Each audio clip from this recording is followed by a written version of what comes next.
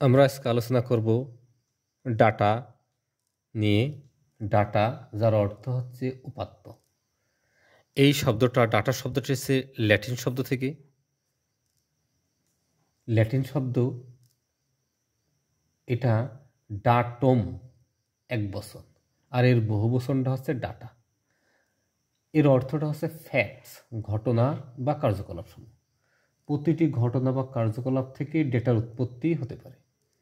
এখানে আমরা ডেটার অন্তর্ভুক্ত হবে বর্ণ, সংখ্যা, চিহ্ন, যে কোনো অডিও ভিডিও ফাইল, সমস্ত তথ্য। এখানে যদি আমরা বলি যে কোনো একজন ছাত্রের নাম, শ্রেণী, ক্রমিক নম্বর, ঠিকানা, প্রাপ্ত নম্বর ইত্যাদি হচ্ছে আমাদের একটি ডাটা। আর এই ডেটাটা প্রসেসিং করে যেটা পাওয়া যায় সেটা হচ্ছে ইনফরমেশন। এখন আজকে আমাদের যেহেতু ডেটা নিয়ে কথা বলবো, তাহলে ডেটার প্রকারভেদটা জানবো। ডেটা মূলত তিন প্রকার। তাহলে বলি ডেটা মূলত তিন প্রকার। এক, নিউমেরিক ডাটা। দুই, বুলিয়ান ডাটা। আর তিন হলো আমাদের নন নিউমেরিক ডাটা। এই নন নিউমেরিক ডাটা। তাহলে এখানে আমাদের প্রথমে আলোচনা করব আমরা নিউমেরিক ডাটা নিয়ে। নিউমেরিক ডাটাটা আসলে মূলত সংখ্যা নিয়ে যে ডাটাতে কথা বলবে, সেই সংখ্যা নিয়ে কথা বলাটা হচ্ছে আমাদের নিউমেরিক ডাটা। এই নিউমেরিক ডাটা আবার ফের আমরা বলতে পারি যে এই যে এখানে যে নিউমেরিক ডাটা আবার আমাদের দুই প্রকার।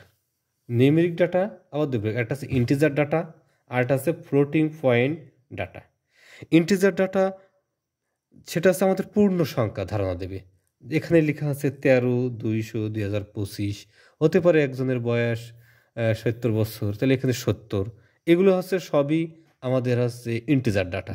আর ফ্লোটিং পয়েন্ট ডাটাটা হচ্ছে যে আমাদের সেটা যখন ভগ্নাংশ সংখ্যা প্রকাশ করবে, যেমন এখানে লেখা আছে 2.5, 3.5। তাহলে এখানে এই যে যেখানে আমাদের এই যে দশমিকটা দিল, অর্থাৎ এই দশমিকটাকে আমরা এইখানে সংখ্যায় যখন এটা ব্যবহার হবে তখন এটাকে বলি আমরা র্যাডিক্স পয়েন্ট। র্যাডিক্স পয়েন্ট, এই র্যাডিক্স পয়েন্ট দিয়ে যখন থাকবে তখন সেটা প্রকাশ করে এটা ভগ্নাংশ। যখন এটা ভগ্নাংশকে প্রকাশ করবে তখনই সেইটাই হবে আমাদের ফ্লোটিং পয়েন্ট ডাটা। দুই নম্বর ডাটাটা হচ্ছে আমাদের বুলিয়ান ডাটা। এই বুলিয়ান ডাটা, দুই নম্বর ডাটা আমাদের বুলিয়ান ডাটা। বুলিয়ান ডাটা আবার বিজ্ঞানী বুলিয়ান তার কার্যকলাপ বা প্রোগ্রাম দাঁড় করাবার জন্য যে সত্য এবং মিথ্যার উপর দাঁড় করিয়েছিল সেইটাকে আমরা বলে থাকি বুলিয়ান ডাটা। তাহলে বুলিয়ান ডাটার আবার দুইটা পার্ট, একটা আছে সত্য বা ট্রু, আর একটা আছে ফলস বা মিথ্যা। আমরা যখন কোনো প্রোগ্রামের বা মেশিনারিজ ক্ষেত্রে দেখতে পাই যে লাইট অন করবার জন্য 1 লিখে থাকি আর অফ করবার জন্য 0 লিখে থাকি, এবং সত্য প্রকাশ করবার জন্য 1 লিখে থাকি, মিথ্যা প্রকাশ করবার জন্য 0 লিখে থাকি। এগুলো মূলত আমরা যুক্তিবিদ্যাতে ব্যবহার করি। যুক্তিবিদ্যা সাবজেক্টে আমরা এই 1 এবং 0 এটা ব্যবহার করে থাকি।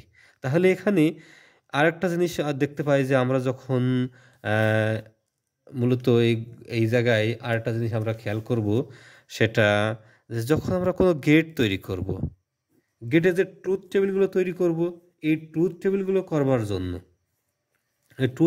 করবার জন্য আমরা খেয়াল করি যে যখন আমাদের ট্রুথ টেবিলটা হয় যে এ বি ওয়াই সমান সমান এ প্লাস বি, এইরকম যখন ক্ষেত্রে হয় তখন 0 0 1 1 0 1 0 1। সেই ক্ষেত্রে আমাদের যোগের ক্ষেত্রে অর গেটের ক্ষেত্রে দেখতে পাই যে 0 1 1 1। এখানে এই 0 মানে বাতি জ্বলবে, অর্থাৎ 0 এবং 0-র জন্য যখন 0 পাচ্ছি বাতি জ্বলবে না।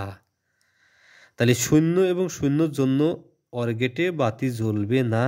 এই জায়গায় 0 বা 0 পেয়েছি, সুতরাং এটা মিথ্যা।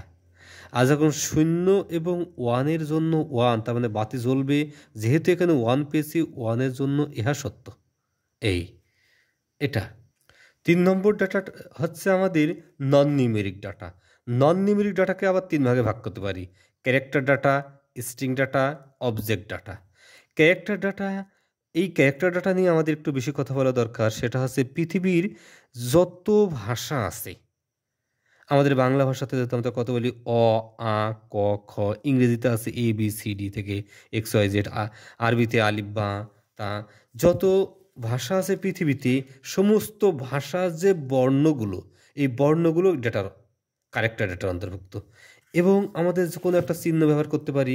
এই যে আমরা দিলাম সে, এ একটা চিহ্ন, এটা ডলারের চিহ্ন। এই আমরা লিখতে পারি এখানে যে 100 টাকা, 100 টাকা লিখে এই রকম একটা চিহ্ন দিয়ে থাকি।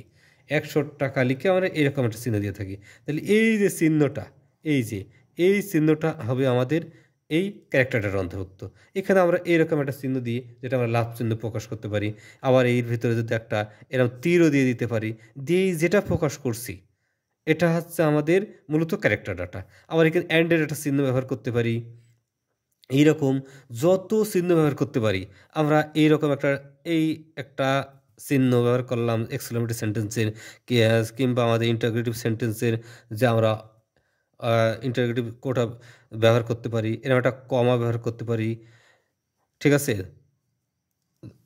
ঊর্ধ্ব কমা চিহ্ন ব্যবহার করতে পারি। যত চিহ্ন ব্যবহার করব প্রত্যেকটা চিহ্নই এবং এই ক্যারেক্টারের অন্তর্ভুক্ত। এবং পৃথিবীতে যত ভাষা আছে প্রত্যেকটা ভাষার সমস্ত বর্ণ একটা বর্ণ আলাদা আলাদাভাবে একটা বর্ণই এই ক্যারেক্টার ডাটার অন্তর্ভুক্ত হয়ে যাবে। আর এখানে তাহলে একটা জিনিস দেখতে পাচ্ছি যে পৃথিবীতে সব থেকে বেশি সদস্য এই ক্যারেক্টার ডাটার।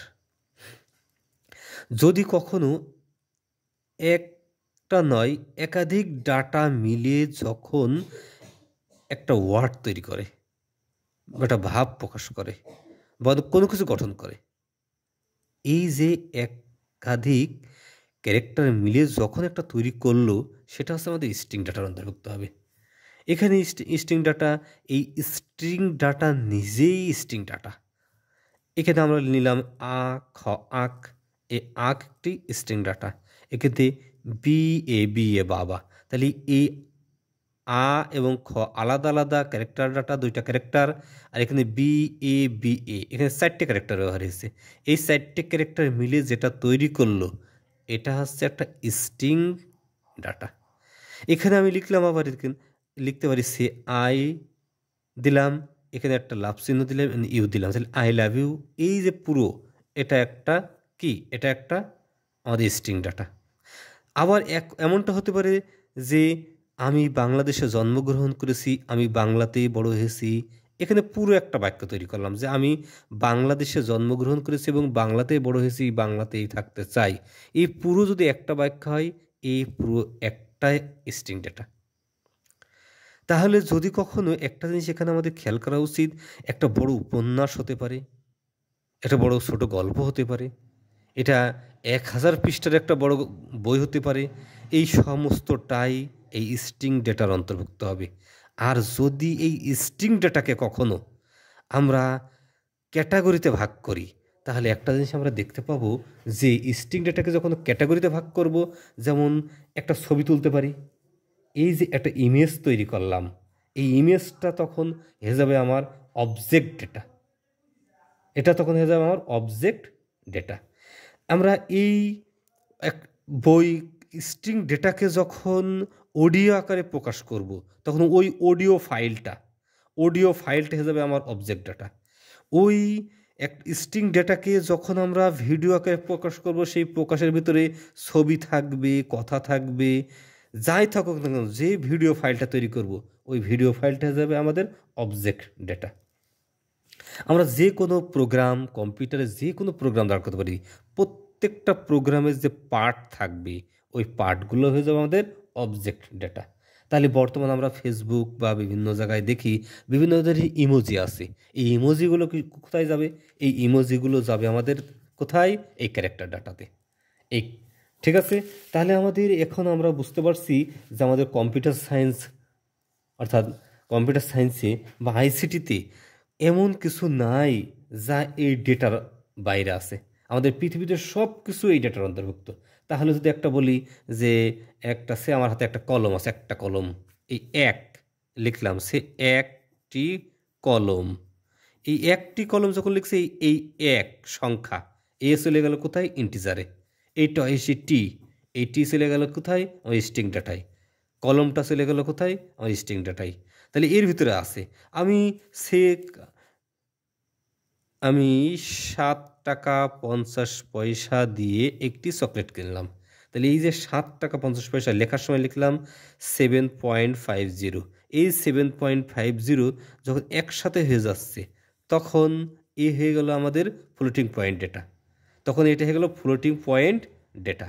কিন্তু যদি আলাদা আলাদাভাবে কল্পনা করি তাহলে আমাদের এই 7 চলে যাবে আমাদের ইন্টিজার ডেটার ভিতরে, আর এই 0.5 চলে যাবে ফ্লোটিং ডেটার ভিতরে। আর একসাথে যদি বলি 7 টাকা 50 পয়সা কথাতে প্রকাশ করে দিই, তখন সেটা হয়ে যাবে আমাদের স্ট্রিং ডাটার অন্তর্ভুক্ত।